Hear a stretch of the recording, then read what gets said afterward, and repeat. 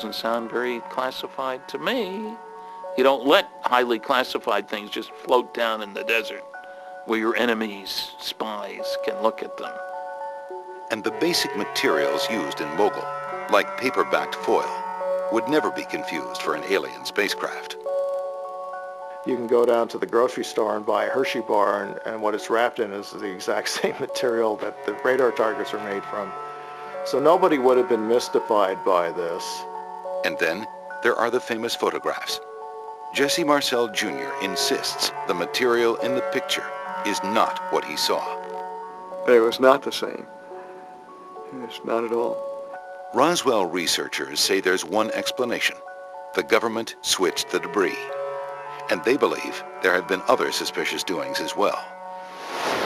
Jim Mars points to this 1995 GAO report. They came up with no document stating that it was a saucer or there were aliens, but what they did find was that all of the communication records in and out of Roswell between 47 and 48 had all been somehow misplaced or destroyed. In 1997, the Air Force releases yet another report, this one called Roswell, Case Closed. Air Force officials hope this will explain once and for all any doubts about alien bodies. Bodies observed in the New Mexico desert were probably test dummies that were carried aloft by U.S. Air Force high-altitude balloons for scientific research. But there's a problem with this explanation. Air Force records show that test dummies weren't used until 1953, 6 years after the crash at Roswell. Colonel, how do you square the UFO enthusiasts saying that they're talking about 1947, well, you're talking about dummies used in the 50s, almost a decade later? Well, I'm afraid that's a problem that we have with time compression. I don't know what they saw in 47, but I think over a period of time they began to lose exactly when the date was. And there were lots of dummies dropped. Well, obviously not all the dummies crashed at Roswell. So is it really case closed when it comes to Roswell and UFOs?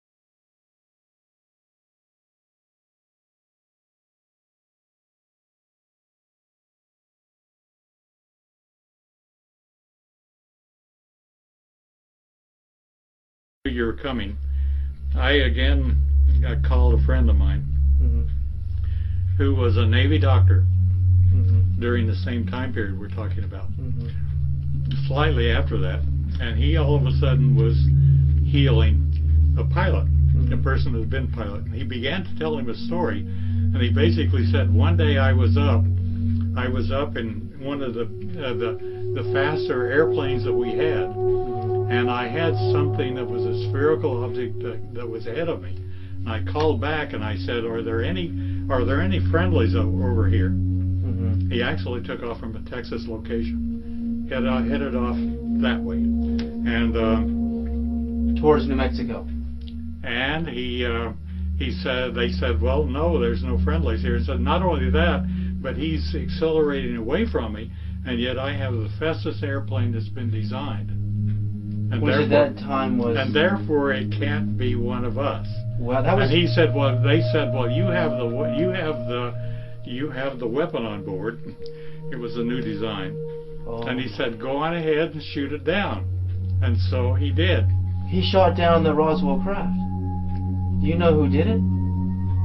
He said, don't give the people my name, nor give you know this nor man? give, no, certainly. He shot it down. He's a very dear what kind of a weapon? The doctor is a very dear friend of mine. What kind of a weapon? I don't know. We have all kinds. Because bullets were only 1,500 miles an hour back then. We have magnetic pulse. Anyhow, Nikola Tesla